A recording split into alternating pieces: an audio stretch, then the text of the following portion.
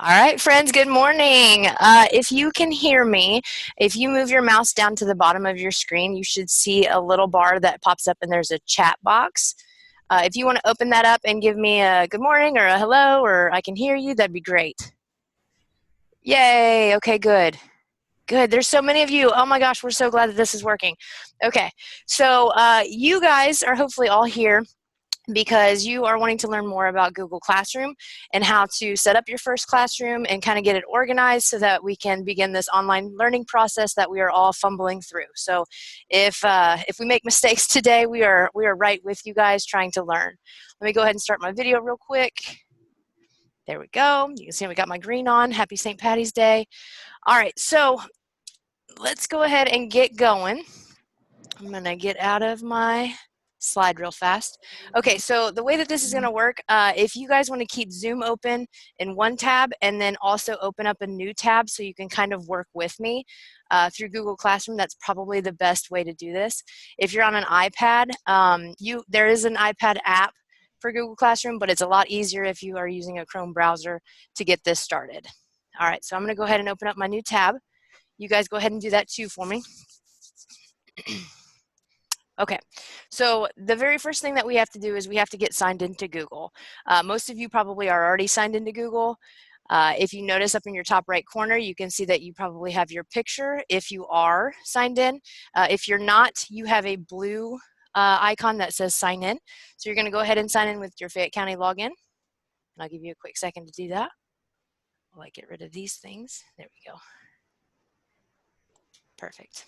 Okay, so the easiest way for a teacher and for a student to access their Google Classroom is by clicking our Google Apps tab. We call it the waffle for our kids because it kind of looks like a waffle.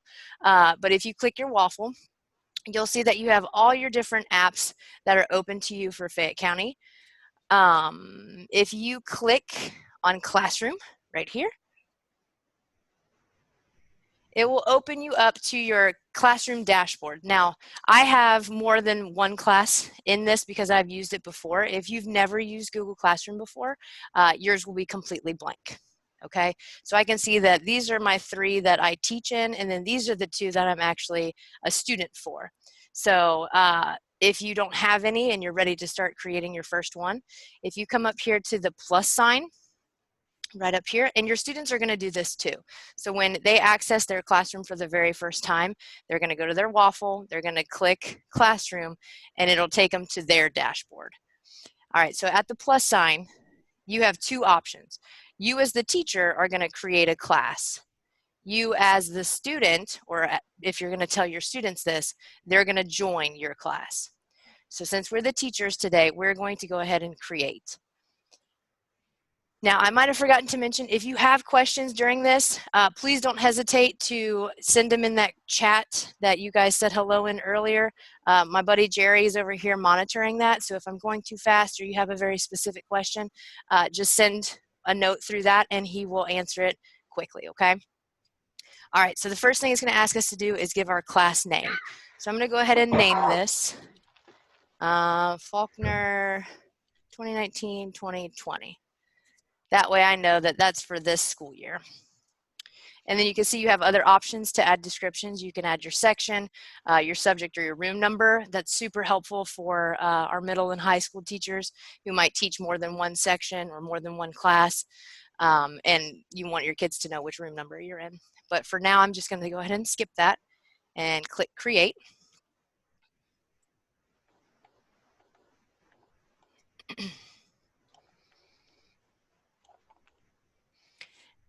The internet would hurry up. Okay, perfect. So now you have your fresh look at your very own classroom. Now, the very first thing that is the most important thing is this class code right here.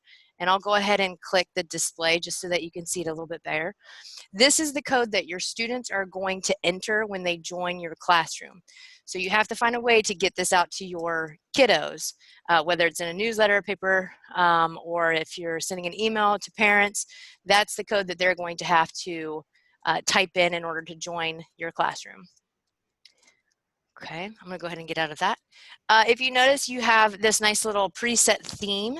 If you'd like to change that background image, you can either select one that's already pre-made for you, So I might just choose this one. Or if you have your own photo that you want to upload, you can upload it here as well. Okay, so this image that you're looking at right here is called your stream. Okay, we can see that we have our 4 tabs up here, which we'll talk about in a second. Your stream is kind of like the running list of things. So when you post an announcement to your class, it will pop up here. When you post an assignment for your students to complete, it will pop up here. If you want them to look at materials or you have a quiz for them, it'll all compile in this list right here. So the very first thing that you see is share something with your class. Now, this is something that all kids can see. If you allow students to have this ability too, they can post to the entire class. If you don't want them to have that ability, I will show you how to turn that off in a little bit, because sometimes our friends are not the most appropriate online, but that's a good teaching point. So if I want to share something with my class, I can see that I have a choice of which class I want to share it to. Now, you guys, if you've only made one classroom, you'll only have one option. But since I have 4 different classrooms that I'm teaching, I could choose to send it to all 4. So let's say I have a really big announcement for my geometry classes, and I have 3 geometry classes throughout the day.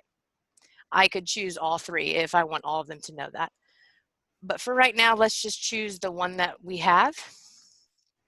And then you'll also see that you have an option to send it to all students, or once you get students logged into this, your students' names will drop down and you can click them individually if you want to send it to only a few kids. So let's say that 5 kids are missing a certain assignment, maybe you want to just send that class comment to those 5 kids.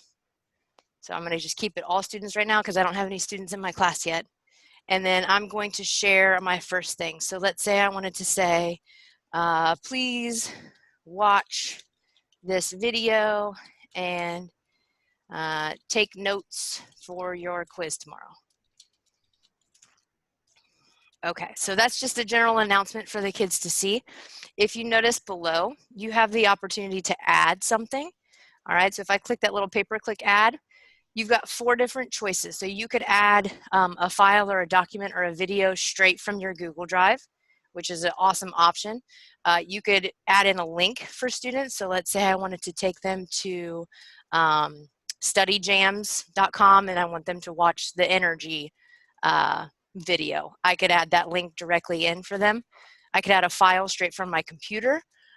If you have everything on your Google Drive, you probably won't be using that quite often. Or you can add a YouTube video. So just for the sake of it, I'm going to go ahead and get a YouTube video. And then I have the opportunity to search right here for a video, or if I already have the link, the URL for the video, I can copy and paste it into here. So let's just search for one. Let's do fossils. I know 4th grade and 3rd grade are starting to look at some fossils. Okay, now as with YouTube, please make sure that you actually review the video before you post it to your entire class. This one looks great. I'm going to go ahead and click it and add it in. And then you can see it is located right here. This also works with Edpuzzle. If you're a big Edpuzzle person, you can add the link straight to your Edpuzzle, which we're doing a session on Wednesday if you want to learn more about Edpuzzle. So there's my first thing. I'm ready to roll. You can see I can post it right now, or I can hit this drop down arrow and then I have 3 options. I can either post immediately so that kids are notified right away and they can see it. I could either schedule it. Okay, so let's say I wanted to schedule it for tomorrow because I want them to do their quiz on Friday. I can go ahead and set a time and a date for that, and I can schedule it to happen. Now, I'm just going to post it for right now so that you can see it pop up in my stream. So there you go. My very first thing right there in the stream form. All right. Over here at upcoming, these are all of the assignments that you put a due date on. They compile in a little list over there so that students can see what's coming up soon that they need to be working on. And then let's go ahead and look up at the top. So again, that was our stream. That's the list where everything is compiled. The next one says classwork. All right, if you want to go ahead and click over to classwork for me. this is where you're going to add any assignment that you want your kids to do. All right, and so it's very simple. They kind of give you a little synopsis right here if you want to follow it, but it's super simple. All you have to do is press the create button, and then you see you have a bunch of different options of things to do. Assignment is where you actually want them to complete something. Either they're creating something and turning it in, or you're giving them a template to create from, and then they turn it in. A quiz opens up like a Google form for you to create a quiz right into Classroom. A question is really good for discussion so that students can have that opportunity to kind of comment back and forth on each other. A material is purely like if you want to just drop them a reading document or you want to have them watch a video, that's your material. And then reusing a post, you probably won't use that right now, but in the future, if you decide to do the same kind of class, you can reuse a post from last year's class and move it into your current one. But for now, let's go ahead and go to topic. Okay, so topics are how you can organize your classroom. Okay, when I started Google Classroom, they didn't have topics, and I just had like a running list of all these things, and it was hard for kids to keep track. So as I said, if you are teaching a middle school or a high school science class, you might want to break it up into your different topics that you're going to cover throughout the year: physical science, earth science, space science, whatever it is. For me, I'm more elementary minded. I might decide to make my different subject areas a topic, so I could have my math topic, and then I'll add it. And then I might want to create another one so that I can post all of my reading materials. So go ahead and work on trying to create at least 2 topics for me real fast. I'm going to make one for science. And I'm going to make one for social studies. Good deal. So as you continue to add assignments later, those assignments will pop up underneath the certain topics that you have created, and your students will see them organized that way as well. Okay. If you look at your first topic, you'll see these 3 little dots. That's kind of like your menu. And you see you have the option to do a few little things, but one of the things that helps me organize is if I put it in the order of which we're studying in it during the year or studying it during the day, so maybe based on my master schedule. If I want to move one of these topics and rearrange it, you can either move it up or move it down. So I'm going to move social studies down to be my 3rd one, because that's what I do the 3rd block of the day. Okay? All right, so let's go ahead and create our first assignment. So if you click your plus sign again, you have those choices that you can do. I'm going to go ahead and click assignment because I want my kids to actually do something and turn it in. And now this is a really great time for me to kind of get on my soapbox for a hot second. The point of our online learning that we're trying to get going is to really provide students with great learning opportunities. Not just something that is busy work kind of thing. So make sure that you kind of understand the why, like why are you wanting students to do this? So I'm going to go ahead and get my first assignment. Let's do our vocabulary squares. Again, sorry, I'm elementary minded for my middle and high people. But in Wonders, we have 8 vocabulary words a week. And vocabulary squares is a really easy way to get kids digitally understanding what they mean and representing them in sentences and pictures. So then you can add your instructions for your kids. Let's say, please use your words of the week to complete your vocabulary squares. Obviously, you might want to make this a little bit more detailed than what I'm doing right now, just for demonstration purposes. Okay, cool. So I've got those 2 things, and now I have 2 options. The first option is to add. All right, and again, those are those 4 different places where you can add from. This is if you've already created something or if you already have like the link to something that you want. And then if I come over here to create, and correct me if I'm wrong, Jerry, this allows me the opportunity to create it within here. So I could create my doc for the vocabulary squares here, or I could create a Google Slides from here. I don't necessarily recommend doing that because it's not the easiest way for me to kind of navigate back and forth. I like to create my stuff in my Google Drive first and then add it straight from there. So I'm going to go ahead and look for my vocabulary squares in my Google Drive. And you can see that it lines it up like this. So if you've opened up your vocabulary squares, you were just working on them and closed out, it'll pop up in your most recents. And you also have access to shared drives too. So if you have one document that you've shared with your entire team, that would be perfect. All right, so there's my template for my vocabulary squares. Perfect. So I'm going to find my document. I could search for it if I wanted to. Once I find it, I'm just going to click add. And you can see it drops it in for the students to view. Now, this permission right here, students can view the file. If I really want to make this interactive for kids, I don't want them just viewing it, right? I can't prove that they've done anything. So Google Classroom gives you the option to drop down and you can have them edit the file, which I also don't want them to do because then it's going to change my file that I added. But I can make a copy for each kid. So it'll create a copy of this template for them and save it in their Google Drive. Okay, and then whenever they're editing it, it's their own copy. It's not messing with mine, it's not messing with anybody else's. So I'm gonna make a copy for each kid. And then last but not least, over here you have the opportunity to kind of put in your teachery stuff. So how, what classroom you want to assign it to. Again, I'm just going to select the classroom that I'm in. And then what kids I want to receive that assignment. So that's really awesome for differentiation, for example. So if you have 4 different reading groups and they're all different leveled, maybe you create a different template for each of those levels, and then you just send it to that one group. Or you can choose to send it to all kids if you want every student to do the exact same assignment. You have a chance to put points onto it. And then a due date. So let's say I wanted it due on Friday. I could put a time, but I don't really care about that. And then the topic is where you have created those topics before. And this is how you can organize your assignments. So since vocabulary squares is a reading assignment, I'm going to put it into my reading.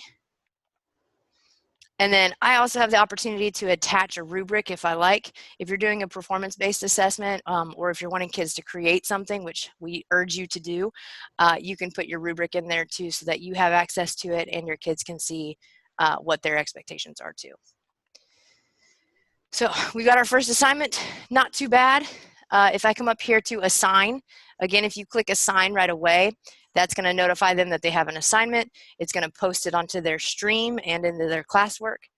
Again, I have my drop down if I want to schedule it to be for a later date, or if I just want to save it for now and not post it just yet because I still want to work on it. So I'm just going to assign it for now. Good deal. Yes. Okay, sorry, I had a quick cough. I have a cold, not corona, so don't worry.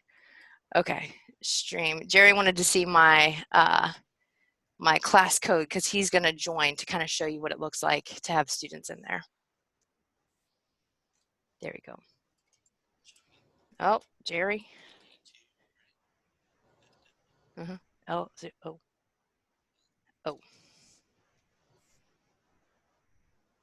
There we go. Okay, so if I go back to my classwork again, you'll see right below my reading topic, there's the assignment that I posted for students. And you can see that there's the due date right there. So every time you come up to create an assignment or a quiz or a question, make sure you put it in the topic that you want it to come out underneath. So if I touch back to my stream really quickly, you can see I now have 2 things posted. I've got that first fossils video for kids, but then I also have my vocabulary squares assignment that I posted as well. All right. So we did stream, we did classwork. Let's talk about people. Now, in the people, and I know we're going really, really fast, guys, because we have to be out of this room in 10 minutes for the next session to start. So if you do have any questions, you can always email Jerry or you can email me directly, and we will take care of you. We also have a Google Help session this afternoon around 10:30, I believe. So if you look back at that document that you used to sign in, you can pop in and actually talk with us one-on-one. Okay, so people, I've got my teachers and my students. If I want to add a co-teacher, so let's say that I'm on the 4th grade team and Kelly Fisher is also on the 4th grade team, I might want to share a classroom with her so that we can kind of collaborate back and forth. If I invite her to be a teacher, she can do everything that I can. She can add assignments, she can grade assignments. The only thing that she can't do is delete the actual class because I was the master creator of that.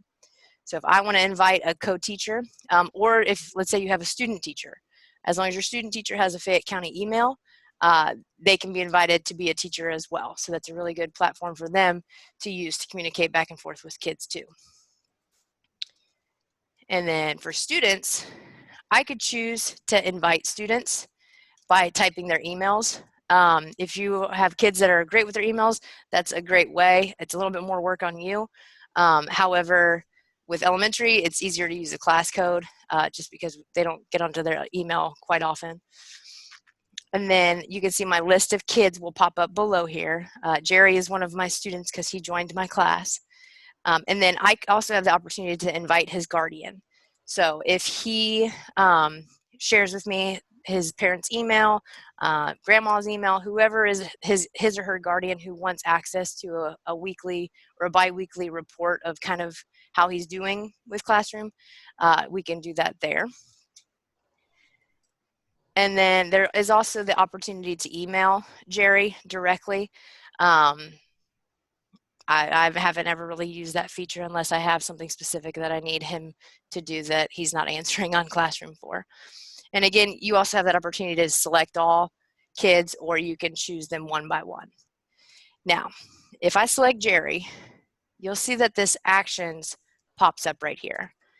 Now, the actions button allows you to do 3 things. You can email, like I said before, but you can also remove Jerry. So if Jerry has moved to a different school, I can remove him from my classroom so that he doesn't have access to our stuff anymore, or so that he's not getting those emails back and forth constantly.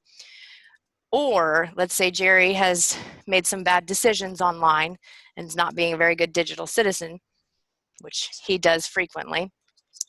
I can mute Jerry. And so when I mute him, you can see that he's still responsible for completing his work. So he still has that ability to do the assignments. However, he can't respond to other classmates, and he can't comment or post. Okay, now we want to use the mute button sparingly, because part of online learning is being able to collaborate in a 21st century environment. So once Jerry has earned his way back, please give him that opportunity to participate again in class discussions. Okay. We're going to just look at grades very briefly, and then I got to talk about settings, and then we got to go. If you want to learn more about grades, we're going to do an intermediate Google Classroom later on in the week so that we can make sure everybody's set up first, and then we can get to how to really grade. So if you look at my grades, I can see all my kids are listed here.